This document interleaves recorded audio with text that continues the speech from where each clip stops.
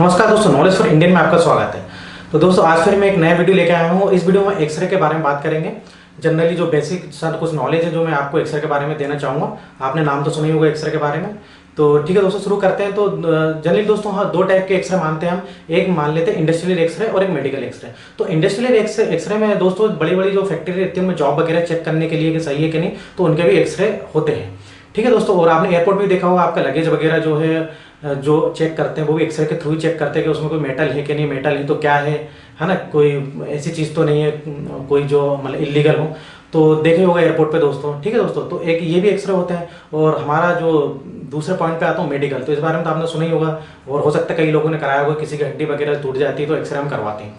तो ठीक है दोस्तों, तो दोस्तों ऐसा है कि हड्डी वगैरह जरूरी नहीं कि बोन वगैरह टूटे ही तो एक्सरे होते हैं। आप में से कई लोगों ने चेस्ट का एक्सरे करवाया होगा। चेस्ट का एक्सरे में क्या होता है दोस्तों, किसी को सर्दी खांसी या बुखार थोड़ा लंबे समय से रहता है तो डॉक्टर्स को रिकमेंड करता है चेस्ट एक्सरे कराने के लिए। तो उसमें तो दोस्तों अपनी कोई हड्डी वगैरह नहीं टूटी होती, तो उसमें क्या होता है दोस्तों, इन्फेक्शन देखने के लिए भी एक्सरे कराया जाता है, चेस्ट एक्सरे। लंग्स में कोई इन्फेक्शन है कि नहीं। तो दोस्तों आपने एक चीज तो देखा होगा एक्सरे में, ब्लैक एंड व्हाइट में दिखता है। ठीक है दोस्तों, ब्लैक के लिए, ग्रे के लिए और या तो व्हाइट के लिए, है ना, इन दो टाइप में दिखेगा आपको एक्सरे। जो व्हाइट रहता है वो तो आपकी बोन रहती है दोस्तों, ठीक है ना। और बाकी देखना जो ग्रे और ब्लैक रहता है वो जो सॉफ्ट टिश्यू होते हैं दोस्तों, तो वो क्या होते हैं कि रेडिएशन जो है उससे पास हो जाती है तो वो सही नहीं दिख पाते। तो इसलिए तो चेस्ट एक्सरे में भी देखना दोस्तों, आपकी जो रिब्स वगैरह वो दिखेंगी, लेकिन बाकी जो आप देखेंगे लंग्स वगैरह तो आपको वो ग्रे या ब्लैक टाइप में दिखेंगे। तो जनरली दोस्तों ये इन्फेक्शन देखने के लिए भी चेस्ट एक्सरे कराया जाता है। ऐसा नहीं कि आपको बोन के लिए ही हड्डी टूट गई तभी एक्सरे कराएं। और आपने एक और चीज़ देखा होगा दोस्तों के स्पेशल एक्सरे भी होते हैं इसमें, जैसे स्पेशल इन्वेस्टिगेशन भी कहते हैं। स्पेशल इन्वेस्टिगेशन कब कराते हैं, जैसे कि मान लीजिए कई लोगों में आपने से भी हो सकता है कराया हो, जैसे खाने में दिक्कत हो रही है, आपको उल्टी आ जाती हो, निकलने में दिक्कत हो रही हो, तो उसमें भी दोस्तों आपने देखा होगा एक्सरे कराते हैं। तो आप सोचते होंगे इसमें एक्सरे की क्या जरूरत है। तो उसमें देखिए दोस्तों, उसको कहते हैं जैसे barium swallow, barium meal, special investigation होता है। एक आपको बेरियम सल्फेट पिलाया जाता है जो कि एक प्रकार का वाइट सब्सटेंस होता है जो कि अंदर दिखता है। जब जो आपको तो नहीं दिखेगा, जो एक्सरे करते हैं उसके बाद जब इमेजिंग, जब उसकी इमेज बनती है तो वो व्हाइट कलर का सब्सटेंस अंदर दिखेगा। वो दिखता है कहाँ वो अटक रहा है, कहाँ क्या दिक्कत हो रही है। तो आप देखिएगा दोस्तों, कई लोगों को खाने में दिक्कत होती है, उधर भी कराया जाता है। कई लोगों को किडनी में स्टोन होता है तो उनको भी रिकमेंड करते हैं एक्सरे करने के लिए। तो उसमें भी ऐसा नहीं कि हड्डी कोई टूटी है, उसमें स्टोन देखने के लिए आपको एक कंट्रास्ट दिया जाता है, रेडियो ओपेक दिया जाता है वेन के थ्रू, जो कि वो एक्सरे में दिखता है अंदर जाके, कि उसमें पता लगता है आपको स्टोन है कि नहीं। तो दोस्तों इधर भी एक्सरे का यूज होता है। ऐसा नहीं कि एक्सरे का यूज सिर्फ बोन हड्डी टूटने में जो है यूज होता है। तो दोस्तों ये तो कुछ एक्सरे की बेसिक सी बातें हैं जो मैंने बताई थी, आपको समझ में आ गया होगा। और दोस्तों दूसरा हम इसकी सबसे मेन चीज़ बात करें, इसकी जो रेडिएशन होती है। जी हाँ दोस्तों, ये एक इलेक्ट्रोमैग्नेटिक रेडिएशन होती है, इलेक्ट्रोमैग्नेटिक वेव्स कहते हैं, जो कि बहुत ज़्यादा हार्मफुल होती हैं। जनरली जो दोस्तों हमें एक्सरे ज़बरदस्ती एक्सरे नहीं कराना चाहिए, जितना हो सके कम से कम कराएं और डॉक्टर रिकमेंड करें तभी कराएं। क्योंकि एक्सरे की जो दोस्तों रेडिएशन है बहुत ही ज़्यादा हार्मफुल होती है और इसके बहुत ही ज़्यादा साइड इफेक्ट हैं। इसके आपको इसके तो साइड इफेक्ट के बारे में कुछ मैं बता देता हूँ। ब्लड कैंसर हो गया, मुंह में छाले हो गए, आरबीसी डब्ल्यूबीसी जो है प्लेटलेट वगैरह काउंट ब्लड में से कम हो जाता है दोस्तों, बाल सफ़ेद हो जाते हैं, बाल झड़ सकते हैं, और ऐसी थायरॉइडिज्म हो सकता है। बहुत सारी चीज़ें जो है दोस्तों इसमें हो सकती है। तो दोस्तों मैं आपको कुछ इमेजेस बताता हूँ, तो उसमें आपको समझ में आ जाएगी इसके साइड इफेक्ट क्या क्या है। तो दोस्तों आप कुछ इमेज देख लीजिए तो आपके थोड़ा समझ में आ जाएगा साइड इफेक्ट क्या क्या है एक्सरे के।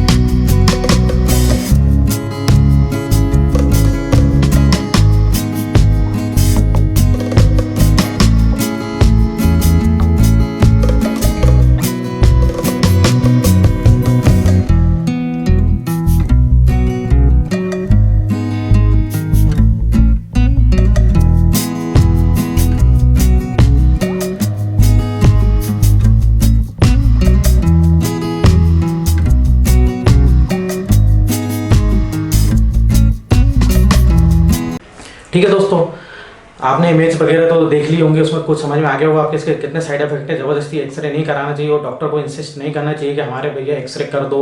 अगर लग रहा हो तो ही एक्सरे करवाइए, और डॉक्टर तभी एक्सरे करवाएगा आपसे, ज़बरदस्ती एक्सरे नहीं करवाना चाहिए। तो दोस्तों हमें इसमें क्या क्या सेफ्टी लेना चाहिए दोस्तों, इसके बारे में थोड़ी सी मैं बात करता हूँ। तो सबसे पहले दोस्तों, आपने रेड कलर का बल्ब जलता है जहाँ भी एक्सरे करवाने जाते हैं, तो रेड कलर का बल्ब जलता है तो उसमें लिखा रहता है कि मतलब उसका मतलब ये होता है कि अंदर एक्सरे हो रहा है, मतलब आपको अंदर नहीं जाना है, अंदर प्रवेश निषेध है। जब तक लाल बल्ब जल रहा है और कोई बुलाए ना, आपको अंदर ना जाइए, क्योंकि अंदर एक्सरे हो रहा है, वो रेडिएशन आपको लगेगी तो बहुत हार्मफुल लगेगी आपके लिए दोस्तों। तो इसमें क्या रहता है कि आपको बाहर ही रहना है, वेट करना है ये। और दूसरा, जब भी आप एक्सरे करवाने जाए कॉटन कपड़े पहन के जाए, मेटल वगैरह उतार के जाएं। ठीक है दोस्तों। और एक चीज़ और है, आपने देखा होगा कि अंदर जो भी टेक्नीशियन जो है एक्सरे कर रहा होता है, वो एक बूथ के पीछे या तो लेड एप्रॉन पहना रहता है, एक बूथ के पीछे रहता है। बूथ में जो है लेड होता है, 1.5 mm का लेड होता है जो एक्सरे से उसको रोकता है। और उसने 2 बेज पहने होते हैं, एक रिस्ट बेज और एक चेस्ट बेज होता है। उसमें क्या होता है कि हर 3 महीने उसका चेक होता है कि मतलब उनको कितनी रेडिएशन लगी।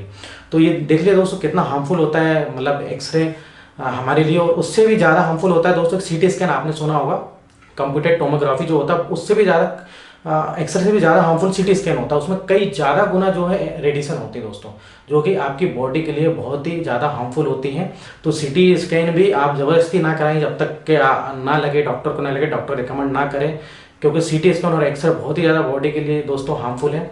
तो मैं तो बिल्कुल रिकमेंड नहीं करूंगा कि आप ज़बरदस्ती में करवाएं। कई लोग पेशेंट रहते हैं, बोलते हैं कि भैया हम एक्सरे कराएं, इधर दुख रहा है, हाथ दुख रहा है तो एक्सरे करा लें। ऐसा नहीं होता दोस्तों, दुखने से कोई वो नहीं होता। तो इसलिए दोस्तों आपको ये बताना जरूर था कि एक्सरे के कितने साइड इफेक्ट है दोस्तों। तो दोस्तों आपको समझ में आ ही गया होगा कि एक्सरे के बारे में जो बेसिक नॉलेज था दोस्तों मैंने मुझे देना था। तो थोड़ा सा हम बात करते हैं एक्सरे कैसे होता है दोस्तों, इस बारे में थोड़ा नॉलेज देता हूँ। मशीन होती है एक्सरे की दोस्तों, आपने देखा होगा कंट्रोल पैनल होता है। कंट्रोल पैनल से टेक्नीशियन जो ऑपरेट करता है आपको कितनी रेडिएशन देनी है और किस पार्ट का एक्सरे हो रहा है। हर पार्ट के लिए रेडिएशन अलग अलग देनी होती है दोस्तों।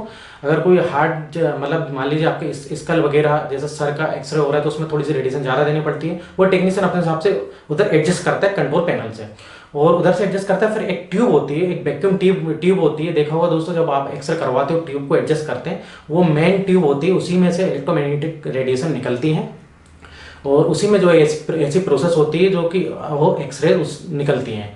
तो उस वो जो ट्यूब होता है दोस्तों उसमें क्या क्या होता है मैं थोड़ा बता दूं। कैथोड एनोड रहता है, उसमें जो सब्सटेंस होते हैं टंगस्टन मोलिब्डेनम होता है। तो ये सब सब्सटेंस होते हैं दोस्तों, इलेक्ट्रॉन्स निकलते हैं, उसको पूरी प्रोसेस होती है। वो प्रोसेस होने के बाद जो एक्सरे जो रेडिएशन निकलती हैं।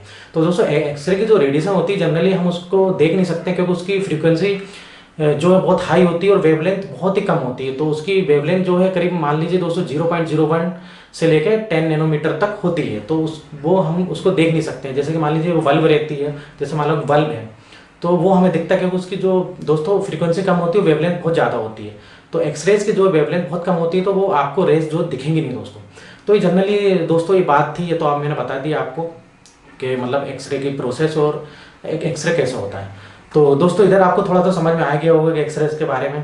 तो एक्सरेज को दूसरा दोस्तों रोएंटगन रेज भी कहते हैं मेडिकल टर्म में। अगर आपने सुना है तो ठीक है, नहीं तो बता दो। रोएंटगन रेज इसलिए कहते हैं कि जो विल्हेम कॉनरेड रोएंटगन थे वो उन्होंने इन्वेंट किया था, इसका आविष्कार किया था करीब 8 नवंबर 1895 को। जी हाँ दोस्तों, तो इसलिए कई मेडिकल टर्म में रोएंटगन रेज भी कहते हैं एक्सरेज के अलावा।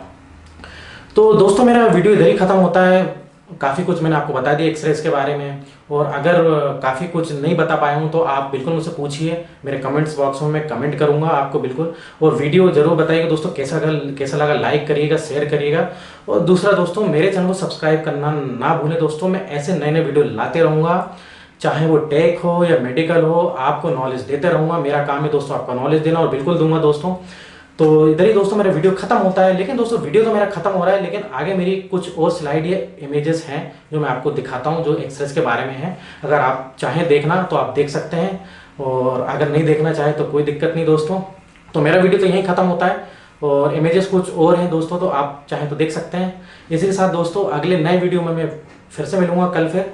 और जब तक आप देखते रहिए आपका अपना चैनल नॉलेज फॉर इंडिया।